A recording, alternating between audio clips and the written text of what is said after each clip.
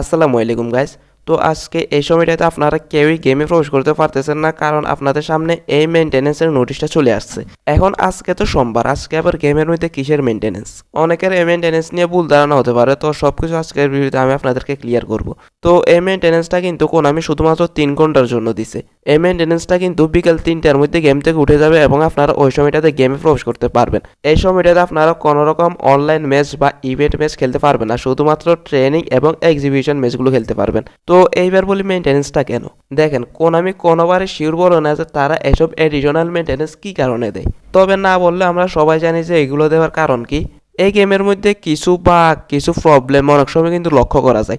আমি এইসব মেনটেন্যান্সের মাধ্যমে এইরকম সমস্যাগুলো সলভ করে, আর এই মেনটেন্যান্সটাও কিন্তু ঠিক এই কারণে দেওয়া হয়েছে। লাস্ট কিছুদিন ধরে আপনারা অনেকে বলতেছেন যে ভাই শুটিং ঠিক মতো হইতেছে না, ফার্স্ট দিলে সেটা অনেক পরে প্লেয়ারগুলো ফার্স্ট দিতেছে। এগুলো হচ্ছে মূলত আমাদের গেমের একটা বাগ। এটা সমস্যা না, আমি কয়েকদিন পর পরে আমাদের গেমের মধ্যে এরকম মেনটেন্যান্স দেই। লাস্ট এরকম মেনটেন্যান্স দিয়েছিল আমার জানা মতে আরো প্রায় 3 মাস আগে, তাও আবার এই সোমবার যখন মালদিনীর বক্সটা গেমের মধ্যে আসছিল।